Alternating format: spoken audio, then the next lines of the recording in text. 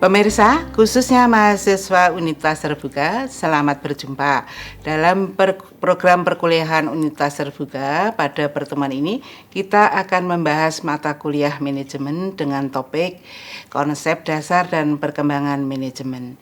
Yang pertama, mengapa manajemen diperlukan? Manusia hidup sebagai makhluk individu dan makhluk sosial yang hidup secara berkelompok atau bersama. Manusia sebagai makhluk individu mempunyai kepribadian dan pola tingkah laku tersendiri dengan berbagai aktivitasnya. Sebagai makhluk sosial, manusia selalu hidup bersama dengan manusia lainnya yang di dalamnya terkadang pula kelompok-kelompok kerja.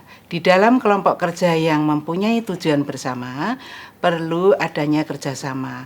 Apalagi kelompok kerja yang telah diorganisasikan secara formal menurut pola pekerjaan untuk mencapai tujuan organisasi.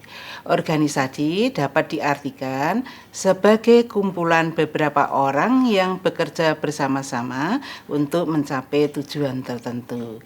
Sebagai bentuk organisasi membutuhkan manajemen.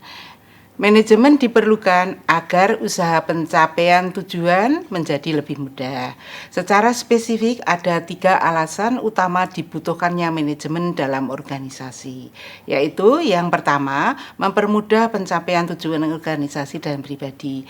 2, menjaga keseimbangan di antara tujuan-tujuan yang saling bertentangan di antara pihak-pihak yang berkepentingan dalam organisasi seperti pemilik karyawan, konsumen, pemasok, dan lain-lain.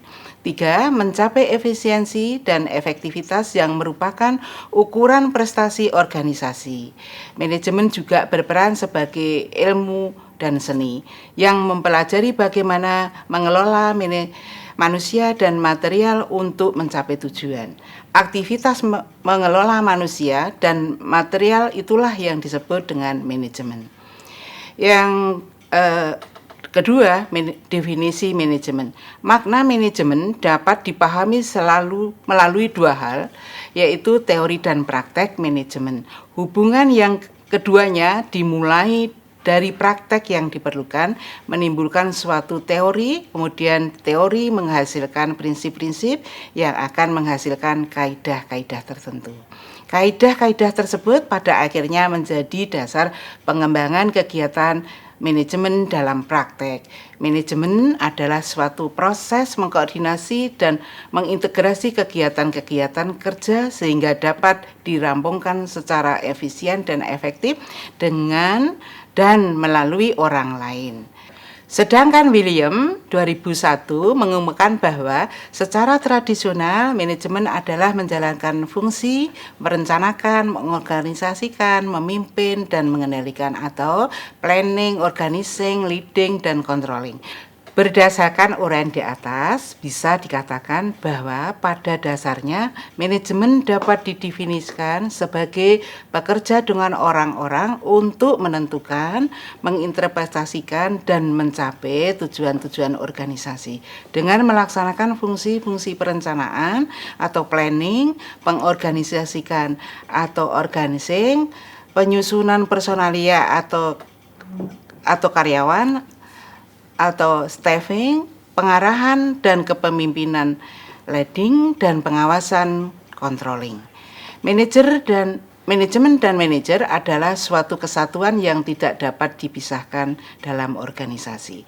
Manajer adalah anggota organisasi yang mengawasi dan mengarahkan pekerjaan anggota lain.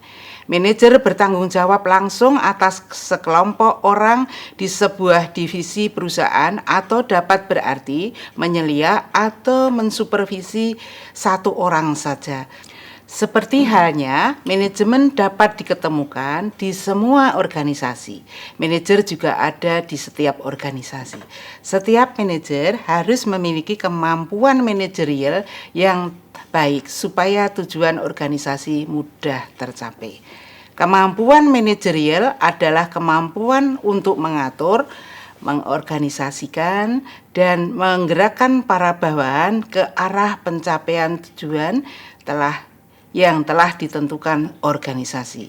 Penilaian keberhasilan kinerja seorang manajer sangat tergantung dari kinerja bawahannya, karena seorang manajer tidak dapat bekerja sendiri. Oleh karena itu, seorang manajer harus mampu memimpin bawahannya berprestasi dalam pekerjaannya. Menurut hasil pengamatan para praktisi manajemen, faktor yang menstimulasi bawahan untuk berprestasi bukan hanya imbalan yang besar saja, tetapi ada faktor-faktor lain yang lebih penting dari itu.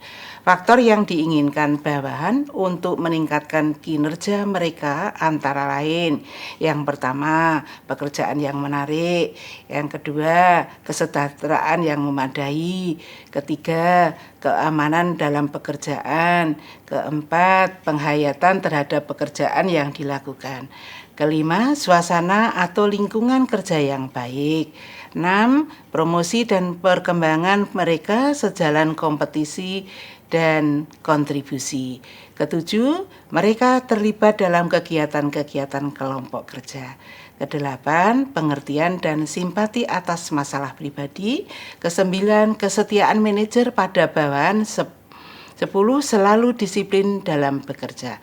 Selain itu, manajer diharapkan memiliki keterampilan-keterampilan manajerial seperti keterampilan konseptual, adalah kemampuan mental untuk mengkoordinasi dan mengintegrasikan seluruh kepentingan dan kegiatan organisasi.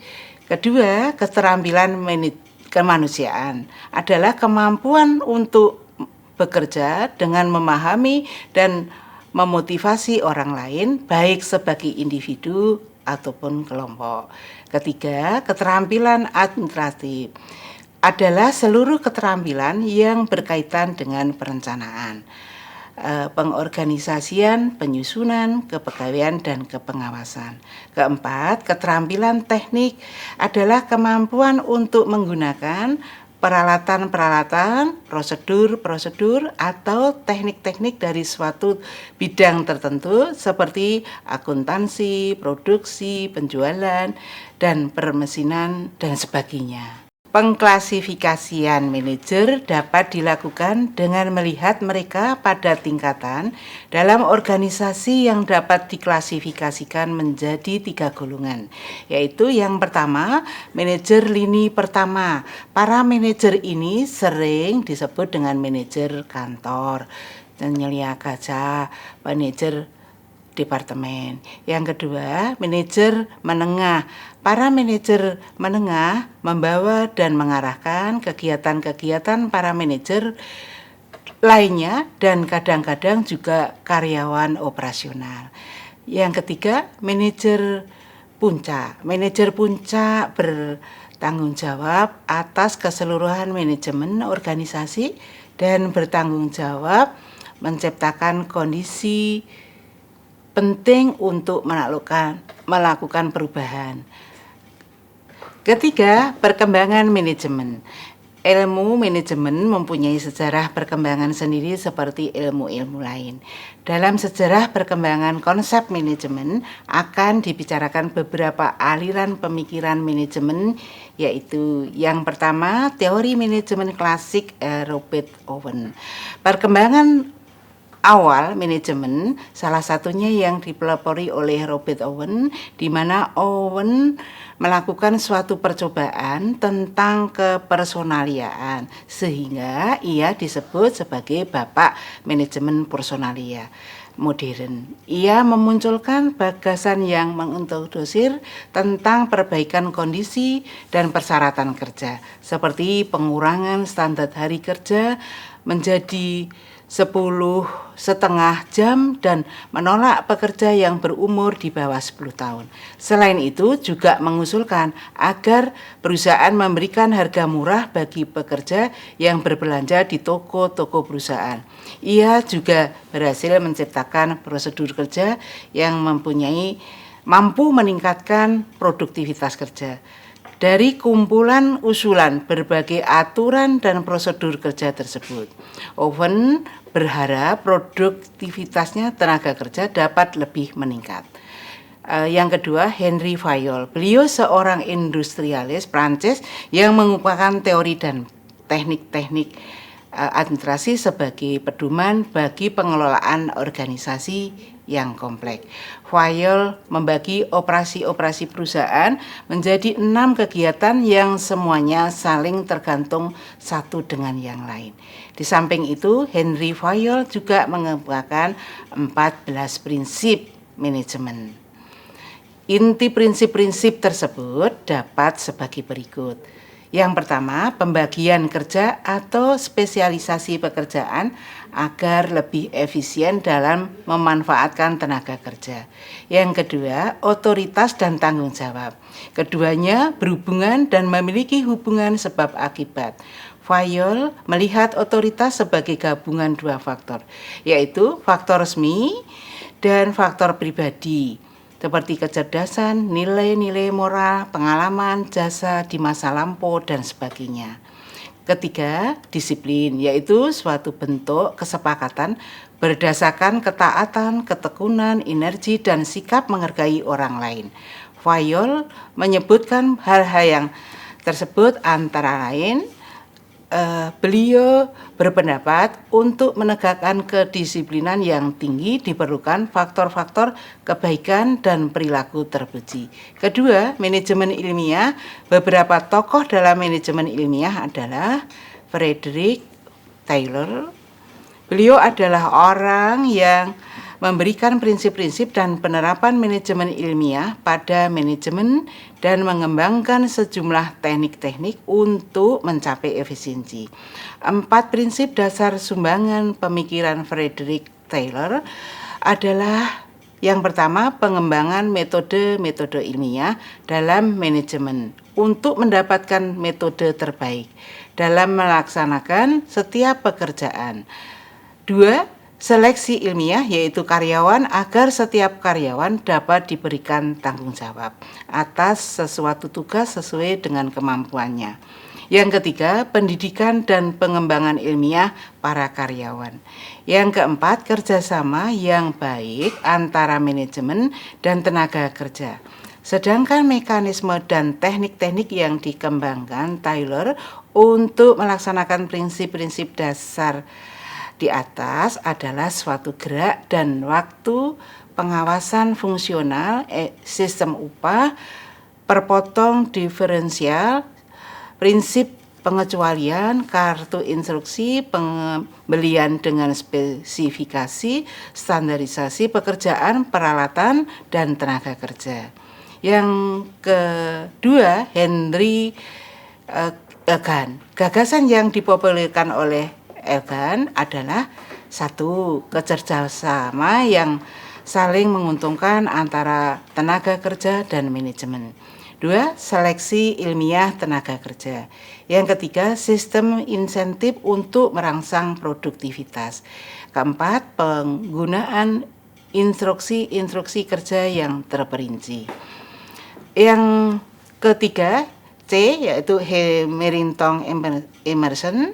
Sehubungan Hamilton dalam perkembangan manajemen adalah 12 prinsip efisiensi untuk mengatasi pemborosan dan ketidakefisienan sebagai penyakit dalam industri. Ke-12 prinsip tersebut adalah: yang pertama, tujuan-tujuan yang dirumuskan dengan jelas. Yang kedua, kegiatan dilakukan masuk akal. Yang ketiga, adanya staf yang cakap. Keempat, disiplin. Kelima, balas jasa yang adil. Keenam, laporan-laporan terpercaya, segera, akurat, sistem informasi dan akuntansinya. Ketujuh, pemberian hadiah, pemberian perintah perencanaan dan pengurutan kerja. Kedelapan, adanya standar-standar dan skedul-skedul metode dan waktu setiap kegiatan. Ke-9, kondisi yang distandarisasi.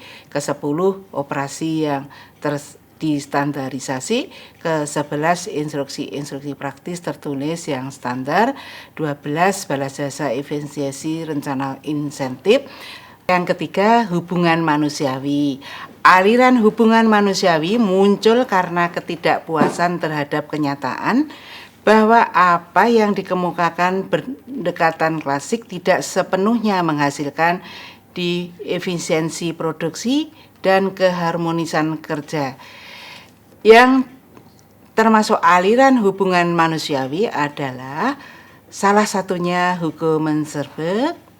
Dia mengupakan bahwa untuk mencapai peningkatan produktivitas dapat dilakukan dengan melalui 3 cara, yaitu yang pertama penemuan best possible person, yang kedua penciptakan best possible work, yang ketiga penggunaan best possible effect untuk memotivasi karyawan. Pemirsa, untuk selanjutnya saya membahas tentang manajemen modern. Manajemen berdasarkan hasil konsep, berdasarkan hasil. Menginginkan setiap kegiatan yang dilakukan pekerja dan manajer memberikan hasil dan jelas pengupahannya. Yang kedua, manajemen berdasarkan tanggung jawab sosial. Masyarakat menginginkan manajemen lebih bertanggung jawab terhadap penyelesaian berbagai masalah sosial karyawan karena akan berakibat pada masa depan perusahaan secara langsung maupun tidak langsung. Yang ketiga, manajemen berdasarkan sasaran. Konsepnya menggambarkan pelaksanaan kerja dan pencapaian hasil yang dipandu oleh hasil yang ingin dicapai. Metode yang dihasilkan manajemen ini memiliki 2 jenis aplikasi, yaitu prestasi unit dan prestasi individu karyawan. Yang keempat, manajemen berdasarkan pengecualian. Tujuan utamanya adalah untuk menyederhanakan proses manajemen yang memungkinkan manajer mudah mencari masalah yang perlu diselesaikan segera, sementara tugas rutinnya sudah didelegasikan kepada bawahannya. Kelima, manajemen terapan. Peter Drucker menulis salah satu buku paling awal tentang manajemen terapan. Konsep korporasi atau Concept of the Corporation diterbitkan tahun 1946. Kesimpulannya adalah yang pertama, manusia hidup sebagai makhluk individu dan makhluk sosial. Kedua, organisasi mempunyai manajemen untuk mencapai tujuan. Ketiga, manajemen dan manajer merupakan satu kesatuan. Keempat, manajer dibagi menjadi 3 tingkatan, yaitu lini pertama, menengah, dan manajer puncak. Kelima, perkembangan manajemen dimulai dari teori manajemen klasik, manajemen ilmiah, hubungan manusiawi, dan manajemen modern. Pemirsa, khususnya mahasiswa Universitas Terbuka, dimanapun Anda berada, sampai di sini perjumpaan kita kali ini. Semoga tayangan ini bermanfaat bagi Anda. Selamat belajar dan sukses selalu.